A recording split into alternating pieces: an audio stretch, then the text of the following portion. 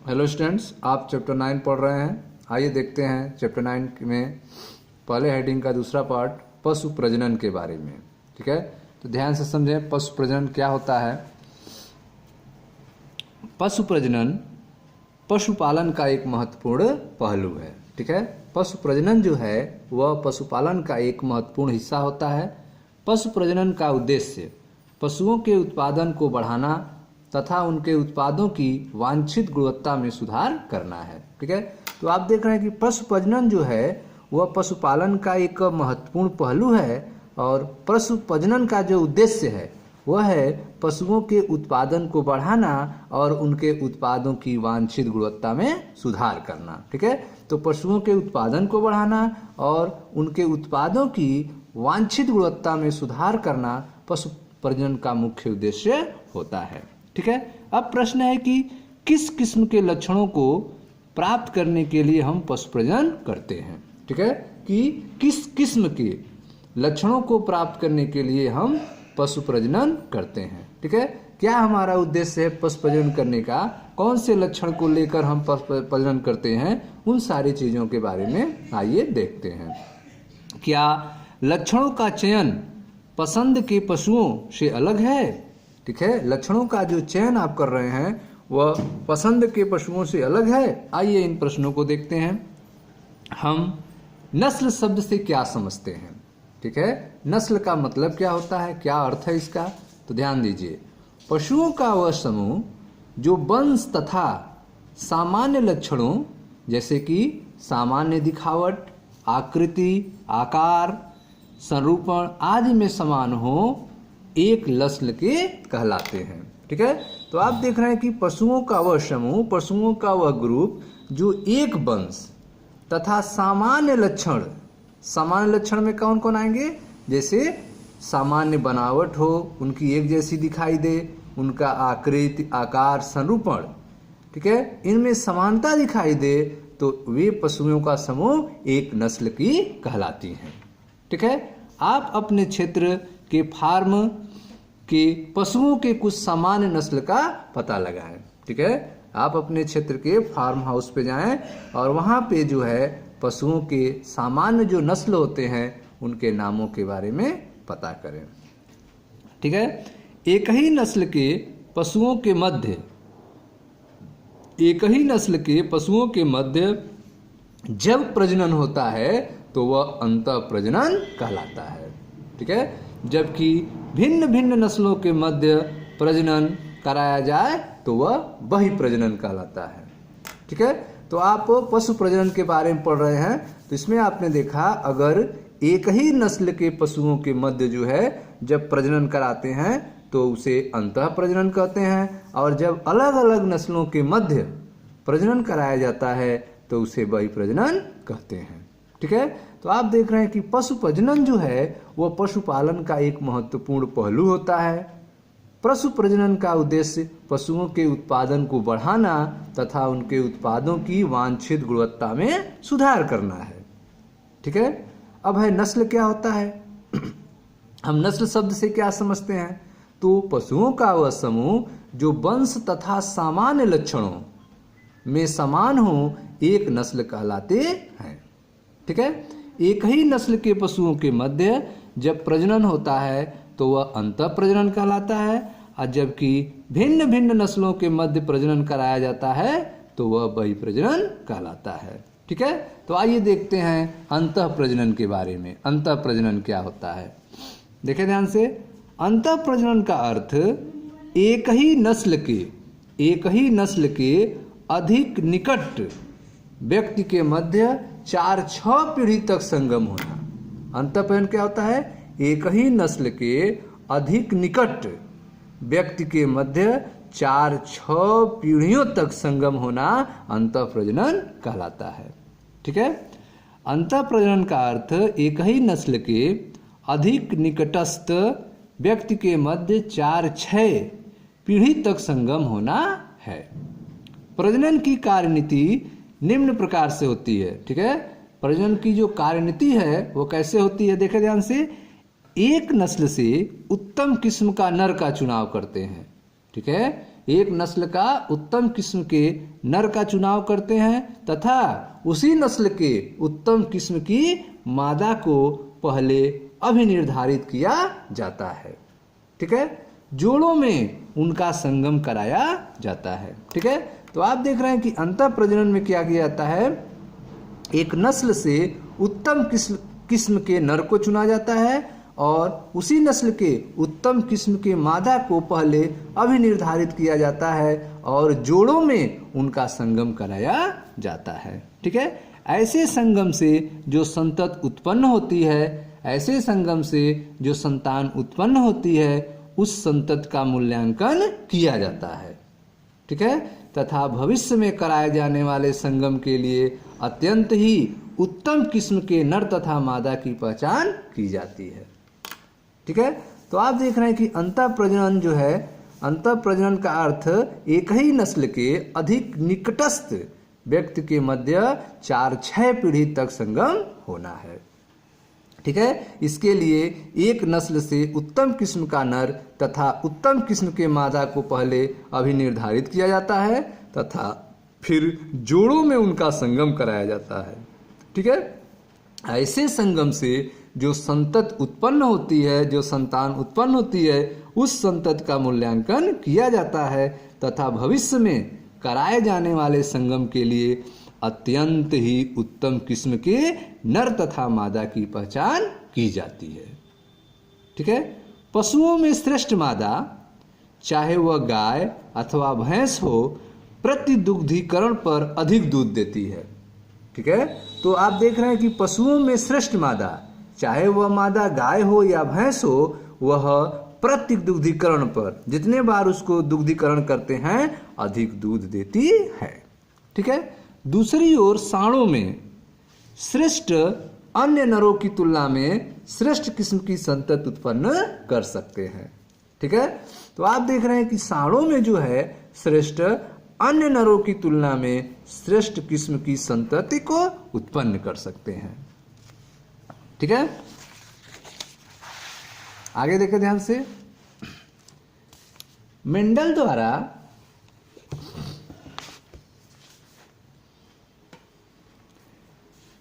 द्वारा विकसित समयुग्मजी शुद्ध वंशक्रम, जिसको हमने अध्याय 5 में आपको बताया था, पुनः आप उसको स्मरण करें। ठीक इसी ही प्रकार की कार्यनीति का प्रयोग मटरों, ठीक है, मटरों की भांति पशुओं में शुद्ध वंशक्रम विकसित करने में किया गया है। ठीक है, जिस तरह से मटर में शुद्ध वंशक्रम विकसित किया गया था, बार बार मटर को क्रॉस करा के चेक किया गया था कि हमेशा जो है लंबे पौधे ही बनते हों तो वह शुद्ध क्रम है और हमेशा बौने बनते हों तो वह बौने क्रम का है। ठीक है, तो यह देखा गया था। उसी तरह से ठीक पशुओं में भी शुद्ध वंशक्रम जो है विकसित करने में किया गया है। अंतः प्रजनन समयुग्मता को बढ़ावा देता है। जो अंतः प्रजनन है वह समयुग्मता को क्या करता है, इंक्रीजमेंट करता है, बढ़ावा देता है। इस प्रकार यदि हम किसी भी प्रकार के पशु में शुद्ध वंशक्रम विकसित करना चाहते हैं तो अंतः प्रजनन आवश्यक है। ठीक है, तो आप देख रहे हैं कि अंतः प्रजनन जो है वह समयुग्मता को बढ़ावा देता है। ठीक है, इस प्रकार यदि हम किसी भी प्रकार के पशु में शुद्ध वंशक्रम विकसित करना चाहते हैं तो अंतः प्रजनन आवश्यक है। ठीक है, अंतः प्रजनन हानिप्रद अप्रभावी जीन जो चयन द्वारा निष्कासित किए जाते हैं उन्हें उद्भासित करता है।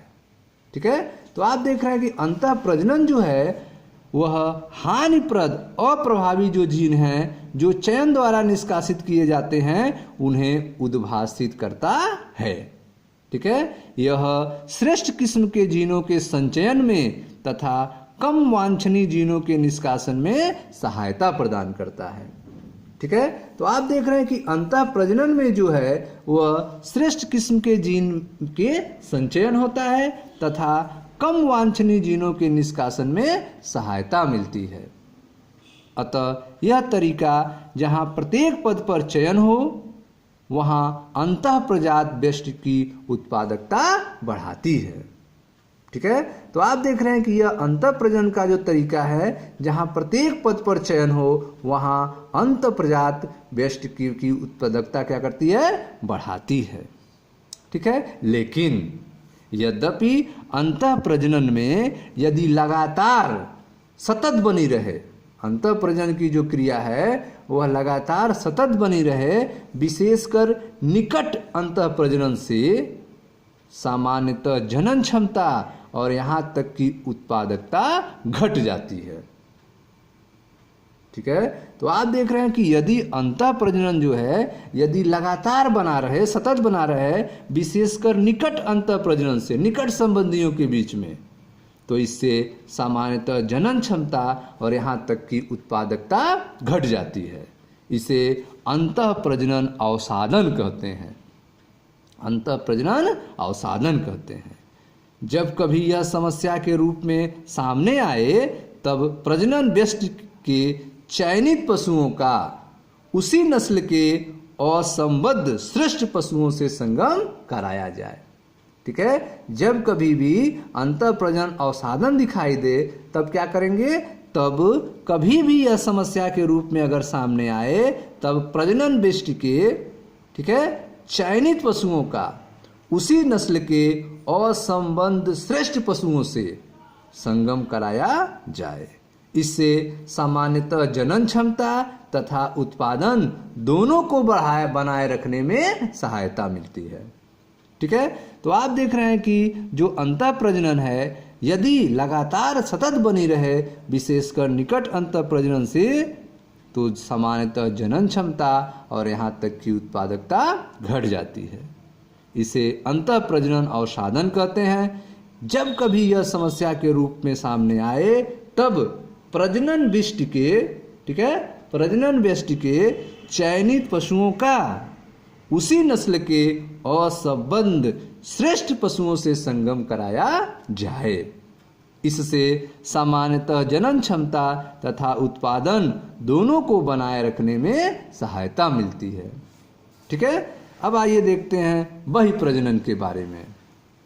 तो ध्यान से समझें। बहिप्रजनन, बहिप्रजनन बिना किसी संबंध वाले, ठीक है, बिना किसी संबंध वाले पशुओं के मध्य होने वाला प्रजनन बहिप्रजनन कहलाता है। ठीक है। तो बिना किसी संबंध के पशुओं में होने वाला प्रजनन क्या कहलाता है, बहिप्रजनन कहलाता है। बिना किसी संबंध वाले पशुओं के मध्य होने वाला प्रजनन ही बहिप्रजनन होता है। ठीक है। इसमें एक नस्ल की अथवा भिन्न भिन्न नस्लों अथवा भिन्न भिन्न प्रजातियों की व्यष्टियां भाग लेती हैं। ठीक है। तो बिना किसी संबंध वाले पशुओं के मध्य होने वाला प्रजनन ही बहिप्रजनन होता है। इसमें एक नस्ल की, परंतु इनका पूर्वज सामान्य नहीं होना चाहिए, अथवा भिन्न भिन्न नस्लों की पर प्रजनन अथवा भिन्न प्रजातियों का अंतःविशिष्ट संकरण की व्यष्टियां भाग लेती हैं। ठीक है। अगला है आपका बहिसंकरण। बहिसंकरण क्या होता है, समझे ध्यान से। एक ही नस्ल के भीतर, ठीक है, एक ही नस्ल के भीतर पशुओं के संगम की यह क्रिया बहिसंकरण कहलाती है। ठीक है। एक ही नस्ल के भीतर पशुओं के संगम की यह क्रिया बहिसंकरण कहलाती है, परंतु इसमें 4-6 पीढ़ियों तक दोनों ओर की किसी भी वंशावली में उभय पूर्वज नहीं होने चाहिए। ठीक है। तो बहिसंकरण में आप देख रहे हैं कि 4 से 6 पीढ़ियों तक दोनों ओर की किसी भी वंशावली में उभय पूर्वज नहीं होनी चाहिए। ठीक है। ऐसी स्थिति में एक ही नस्ल के भीतर पशुओं के संगम की यह क्रिया बहिसंकरण कहलाती है। ठीक है। इस संगम के परिणाम स्वरूप जो संतति उत्पन्न होती है वह बहिसंकरण कहलाती है। ठीक है। प्रजनन की यह विधि ऐसे पशुओं के लिए श्रेष्ठ मानी जाती है जिनकी दुग्ध उत्पादन क्षमता तथा मांसदायी दर औसत से कम होती है। ठीक है। तो बहिसंकरण जो विधि है वह प्रजनन की यह विधि जो है ऐसे पशुओं के लिए श्रेष्ठ मानी जाती है जिनकी दुग्ध उत्पादन क्षमता और मांसदायी दर औसत से कम होती है। उनके लिए बहिःसंकरण विधि का उपयोग किया जाता है। एकल बहिःसंकरण से बहुधा अंतः प्रजनन अवसादन समाप्त हो जाता है। ठीक है, एकल बहिःसंकरण से बहुधा अंतः प्रजनन अवसादन समाप्त हो जाता है। ठीक है, अब आइए देखते हैं संकरण के बारे में। संकरण क्या होता है? ठीक है, इस विधि में एक श्रेष्ठ, ठीक है, इस विधि में एक नस्ल के श्रेष्ठ नर का दूसरी नस्ल के श्रेष्ठ मादा के साथ संगम कराया जाता है। ठीक है, तो आप देख रहे हैं कि संकरण में इस विधि में जो है एक नस्ल के श्रेष्ठ नर का दूसरी नस्ल के श्रेष्ठ मादा के साथ संगम कराया जाता है। संकरण दो विभिन्न नस्लों के वांछनीय गुणों के संयोजन में सहायक होता है। ठीक है, तो आप देख रहे हैं संकरण जो है दो विभिन्न नस्लों के, दो अलग अलग नस्लों के वांछनीय गुणों के कॉम्बिनेशन होने में, संयोजन होने में सहायक होता है। ठीक है, संतति संकर पशुओं का प्रयोग व्यापारिक स्तर पर उत्पादन के लिए किया जा सकता है। ठीक है, तो आप देख रहे हैं कि जो संतति संकर पशु हैं उनका यूज जो है व्यापारिक स्तर पर उत्पादन के लिए किया जा सकता है। इनका प्रयोग अंतः प्रजनन के किसी रूप एवं चयन के विकल्पी के रूप में विकसित हो सके, जिससे नई अस्थायी नस्लें जो वर्तमान नस्लों से हर प्रकार से श्रेष्ठ हैं। ठीक है, तो आप देख रहे हैं कि संकरण जो है इस विधि में एक नस्ल के श्रेष्ठ नर का दूसरी नस्ल के श्रेष्ठ मादा के साथ संगम कराया जाता है। ठीक है, संकरण दो विभिन्न नस्लों के वांछित गुणों के संयोजन में सहायक होता है। दो अलग अलग गुणों को आपस में जोड़ मिला दिया जाता है, उनका कॉम्बिनेशन हो जाता है। संतति संकर पशुओं का प्रयोग व्यापारिक स्तर पर उत्पादन के लिए किया जा सकता है। ठीक है, तो जो संकर पशु जो संतान उत्पन्न होंगी वो संकर उत्पन्न होगी और उनका यूज जो है व्यापारिक स्तर पर उत्पादन के लिए किया जा सकता है। ठीक है, इसका प्रयोग अंतः प्रजनन के किसी रूप या चयन के विकल्पी के रूप में विकसित हो सके, जिससे नई अस्थायी नस्लें जो वर्तमान नस्लों से हर प्रकार से श्रेष्ठ हैं। ठीक है, इस विधि द्वारा पशुओं की अनेक नई नस्लों का विकास हुआ है। जैसे देखें, हिसरडैल भेड़ की एक नई नस्ल है। ठीक है, हिसरडैल जो है वह भेड़ की एक नई नस्ल है, जिसका विकास पंजाब में बीकानेरी एवीज भेड़ तथा मैरिनो रेम्स मेढ़ा या मेष के बीच संगम कराने से हुआ है। ठीक है, तो आप देख रहे हैं कि पंजाब में बीकानेरी एवीज जो है भेड़ और मैरिनो रेम्स जो है मेढ़ा या मेष जो है, इनके बीच संगम कराने से हिसरडैल भेड़ की एक नई नस्ल का उत्पन्न हुआ है, संतान उत्पन्न हुआ है। ठीक है, जो क्या है, संकर है।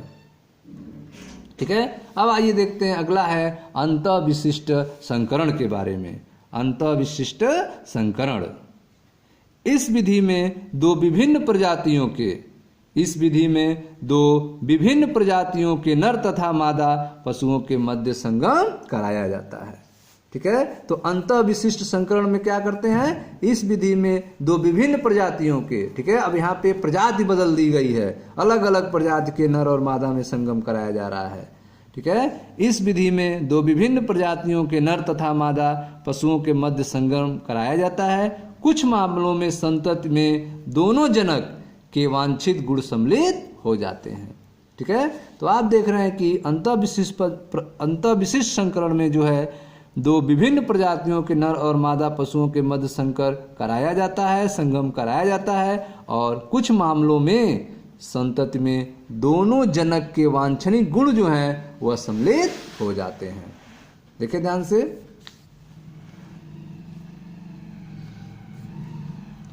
कुछ मामलों में संतति में दोनों जनक के वांछनीय गुण सम्मिलित हो जाते हैं तथा इस संतति का पर्याप्त आर्थिक महत्व होता है। ठीक है, तो इस तरह से जो संतान उत्पन्न होती है, जो संतति उत्पन्न होती है, उसका पर्याप्त आर्थिक महत्व होता है, जैसे खच्चर। ठीक है। तो खच्चर जो है वह दो विभिन्न प्रजातियों के नर और मादा पशुओं के बीच संगम होने से तैयार हुआ है। ठीक है, ये खच्चर का फिगर आप देख रहे हैं, इसका जो है पर्याप्त आर्थिक महत्व है। ठीक है।